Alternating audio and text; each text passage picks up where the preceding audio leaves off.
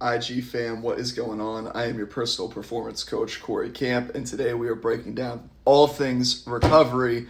I just wanted to go live and drop a bunch of knowledge on you because there's a lot of information out there around this subject. There are things like Theraguns, are they worth it? Are they not worth it? Ice baths, you name it. I want to break it down in simplistic terms so that you can understand what you should be doing daily, when you should start looking to up your recovery game, and what's right for you. So we're going to break it down into basic daily things. We're going to go intermediate / weekly things, and we're going to go your more advanced and monthly things, and I'll let you make that decision of whether it's right for you or not. So first off, we got your basic recovery. As you guys know, I've been dabbling into running a little bit more. So on a very basic scale, recovery for that looks like 5 minutes of light stretching.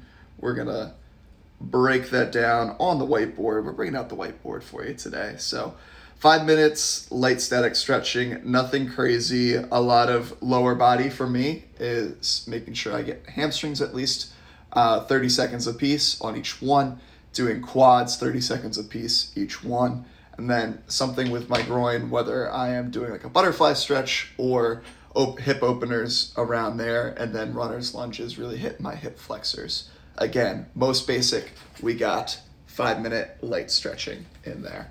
All right, another basic one is mobility work on certain areas. So all of us are spending a ton of time just sitting around, doing a whole lot of nothing these days with the work from home, right? So as we stay still, we want to make sure we are opening up those areas of our body. So I have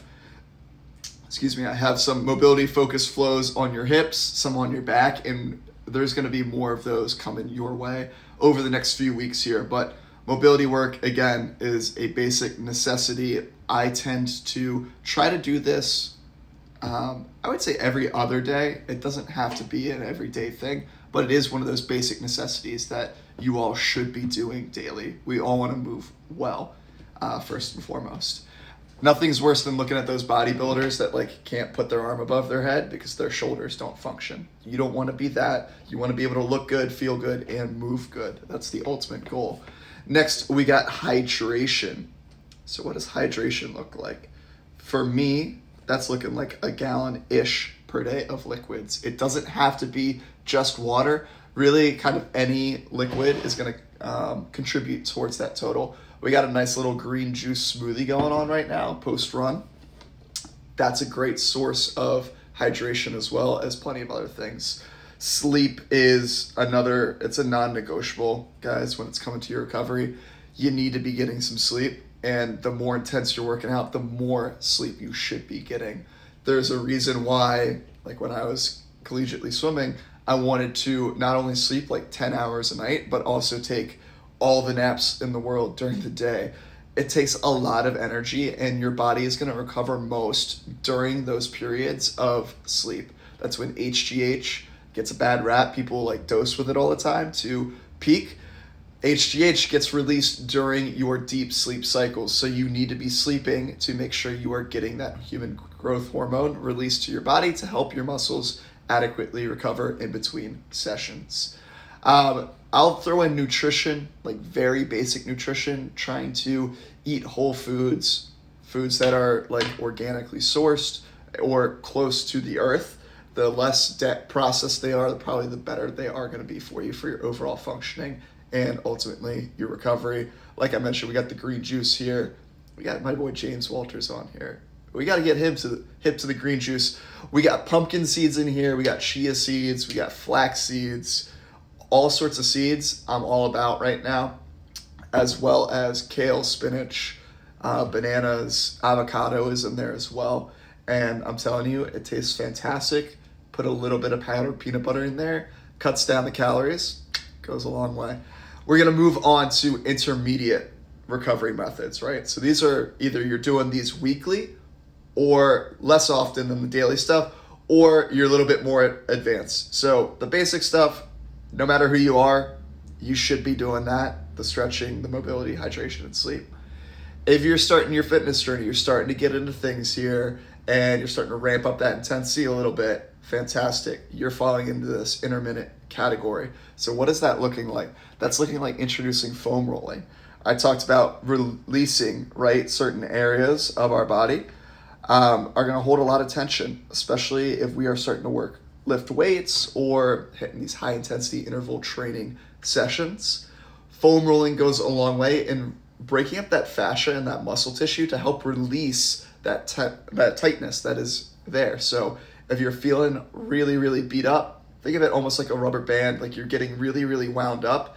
And all of a sudden, if you're not releasing this, that's when you start to lead to over time injuries. So making sure we are foam rolling and really targeting those areas to really get in there and release that tension that's existing. Another one is, one of my favorites, honestly, is an Epsom salt bath. So we can all get behind Epsom salt baths because they're pretty easy to do.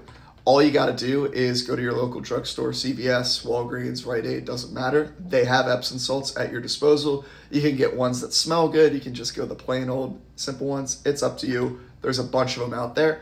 The simpler, the better. Throw that into your bath and soak for about 10, 15 minutes. Read a good book. Release your mind a little bit. Mentally recover as well.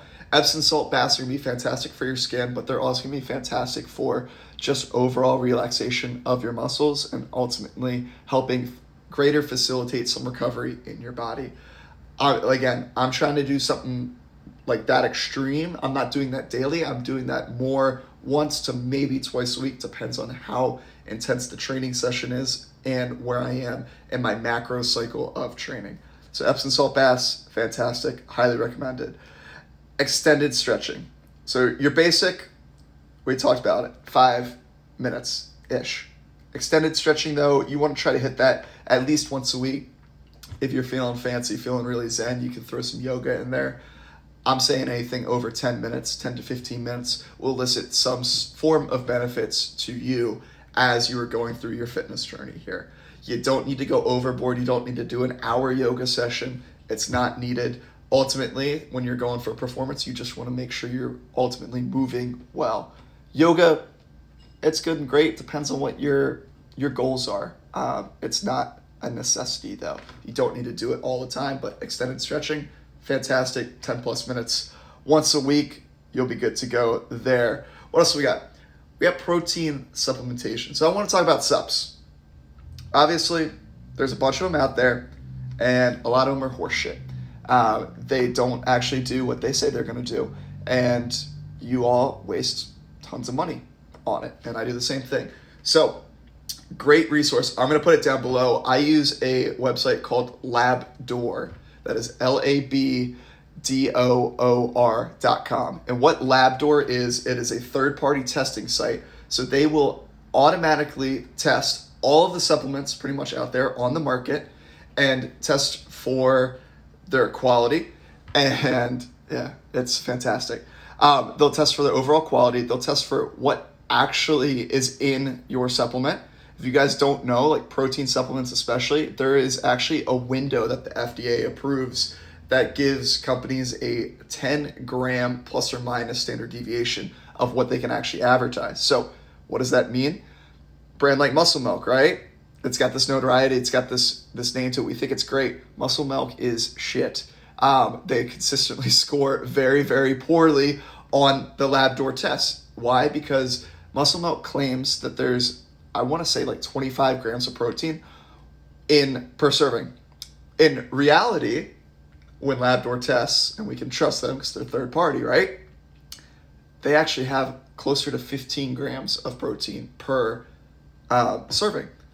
I don't know about you, I don't like being lied to, and 10 grams is way too much to be off, I think. So companies like BPN, Bear Performance Nutrition, is a phenomenal source. My Protein is another company that scores continually high across the board, not just on protein supplements, but other supplements as well. Supplement market is very unregulated, so you have to start doing a little bit more research ahead of time to really know what you're getting into before you are spending your money and your time and energy on these things. And again, this is an intermediate thing. If you just started working out, don't waste your time with protein supplements. You don't need it. And also be mindful of how often you are protein supplementing. The common misconception is every time I work out, I need to have protein afterwards because like gains, right? No, that's not the case. I tell a classic story a lot of when I was swimming, we had muscle milk actually provided to us by the university, and that was available if we would want after every single practice. Now, what was really funny to see, like with my degrees in education, I was like a little bit more mindful with how often I was grabbing the muscle milk, where I had some teammates, and not to name names, but they were grabbing muscle milk after every single workout. Sometimes they were drinking it twice a day because they thought after every single workout they needed this, otherwise it wouldn't be worth it, right? They wouldn't recover. That's not the case. It actually leads, excess protein consumption is going to lead to fat gain, and when we're talking recovery, we don't want excess fat on us. We want to be primed and moving well. So be mindful with how much protein you're supplementing with, when you're supplementing with it. And if you're in doubt, chocolate milk is a phenomenal recovery resource that is way more cost efficient than going out and buying a bunch of supplements. So again, intermediate, kind of weekly, be mindful about your sup intake, foam rolling, Epsom salt baths, and extended stretching. Now we're going to get onto the advanced stuff, right? So this is for the top performers that are just looking to get any little edge that's out there. And it's these things that we keep seeing on platforms like Instagram that are becoming like sexy. Everyone thinks they need cryotherapy, or they need a float tank, or you name it, ice bath. It's going to be a waste of time for a majority of you. If you're not training super, super hard, and if you're not training with some purpose and intention behind it, don't waste your time with these last ones that I'm going to go over here. They're really not worth your money, and you're not going to get, the benefits you're going to get from it are so negligible that, again, if you're not training for anything, there's no purpose or point to it, other than maybe you just have excess money to blow, and if that's you, fantastic, good for you. So advanced, right? We're going to go, one of my favorites, honestly, is called, we're looking at like sleep aids. A Chili Pad from Chili Technology is a go-to favorite of mine because we talked about sleep being a basic daily necessity. Chili Pad is a recovery modality that I invested in to help ensure that I'm getting a better quality sleep. So again, I went to the advanced route to ensure that I'm doing everything I can to get the most out of my basic. What Chili Pad is it's a mattress topper that goes over, Chili Pad. If you're interested in them, I have a code that I can message you after this. Just let me know. What it is, it's a mattress pad that goes on top of your mattress, and there's a control conducting unit that conducts water. The unit sits underneath your bed. It will conduct water throughout the mattress topper, and it allows you to climate control your temperature of your mattress. So for me personally, I like sleeping in the cold, but I also love having like blankets, weighted blankets, all that good stuff on top of my bed. So I'm able to climate control my mattress to be about 57 to 60 degrees on a nightly basis. And you might be thinking, oh my gosh, what if I have a partner? Like that might be too cold for them. They also have other options where you can get like a split or a dual unit. Check out their site, they're good stuff. But again, this is advanced. This is not needed for you if you're not training for anything. Again, don't waste your money unless you're just looking for a better quality night's sleep. Then it might help. It might help. I'm going to leave it at that. Then we're going to go hot cold treatment is actually something that I really like doing. It's something that I did this past weekend. So I ran an 11-mile run, right? Afterwards, when I do that kind of thing and I push my body to that kind of limit, I want to make sure I'm able to bounce back a little bit quicker. Hot cold therapy is a way that I am able to do that. And what that is about 10 to 15 minutes in a hot sauna, and then I'm going to bounce into an ice bath. And I'm going to spend 3 to 4 minutes in the ice bath, and I'm going to go as many rounds between those two things, typically between 2 to 3 rounds. Nothing more than that. Again, the return on investment there is going to be very, very small for me, but it's worth it to me because then the next day I'm able to train a little bit harder. So if we're talking about ice bath, sauna, we're gonna go fire ice. That's what I like to call it, treatment.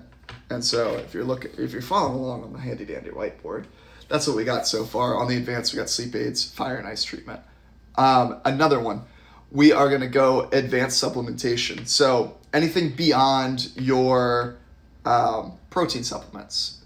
Creatine is a supplement that I am a fan of. There's a lot of research out there showing that you're able to get increased strength gains from it. There's this myth out there that you need to creatine load when you first get onto the supplement. That's not the case. Your body will naturally adapt. 5 grams of creatine goes a long way. You don't need to be the meathead that has 10 to 15 grams of creatine. That's when you're actually going to start noticing some adverse effects in other areas of your body.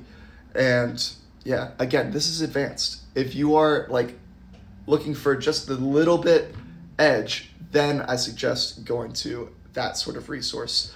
Another thing is like collagen is another great source of an advanced supplement to check out. Again, referencing with Labdoor when you're making these kind of decisions. The last thing I want to touch on is called sensory deprivation therapy or float therapy.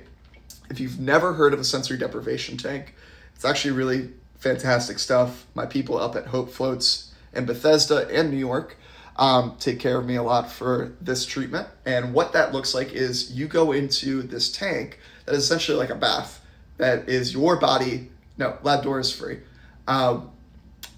This tank is your body temperature in the water, so you don't feel like you're in water. There's so much Epsom salt in the tank itself that you actually don't have to try to float. You just naturally do so. Think of it like the Dead Sea, but into a bathtub. And then what's phenomenal about it is you can close the door, and when you do that, it's completely dark, and you have the option to make it completely silent. So why is sensory deprivation a benefit to you? Well, one of the things I like to recommend it for my clients, a lot of times it's the only time where our spine can actually decompress. So when we're sitting down, we have all this tension there. If we're starting to lift really heavy, again, like back squats, we're loading our axial spine up top here. That's gonna cause our discs in our spine to really compress. Float therapy, aside from a few other treatments that I've seen, is one of the only ones out there that I know of that allows that spine to completely decompress in a natural state. It's not like a forced one that you will see in physical therapy clinics. This is going to be way more conducive. I have clients with chronic back pain. I often refer this as a treatment, supplemented with the working out and all this other stuff that we do. Another benefit too, like I don't know about you all, I carry a lot of tension up here in my traps.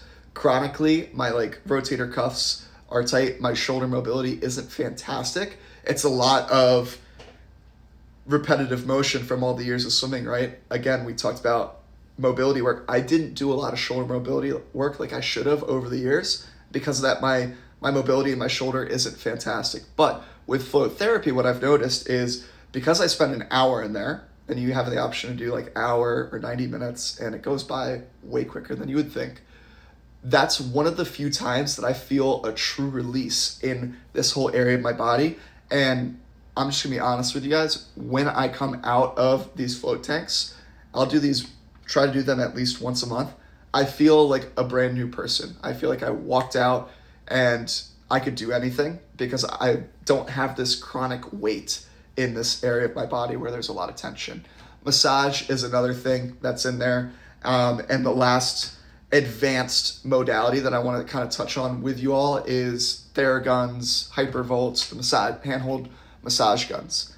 Again, this is going to be really advanced for you all. If you are just a run-of-the-mill, like normal exerciser, don't waste your time, don't waste your money with one. They can be pretty pricey, somewhere in the $200 to upwards to $500 to $700 range. To me, that's worth it because I'm looking to get those kind of added benefits. It's very, very small. To the general public, it is not worth your time. It's not worth your money. Just stick to the basic stuff, the stretching, the mobility work, hydration, and sleep, and build from there. I hope you guys all found this helpful. That's really all I got. If you have any recovery specific questions, if you want to put them in the chat, I'd be happy to answer them. We probably have time for one or two. I'm going to enjoy my smoothie while you guys think of something.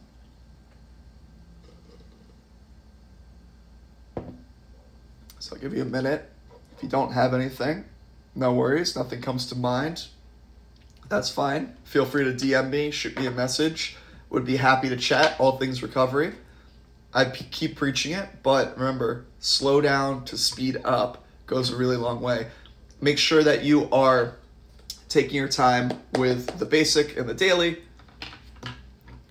How do we know which would be most effective as far as therapy guns? That's a great question. So when it comes to these massage guns, you have to be careful because there's so many, like any product out there, there's a lot of knockoffs out there now.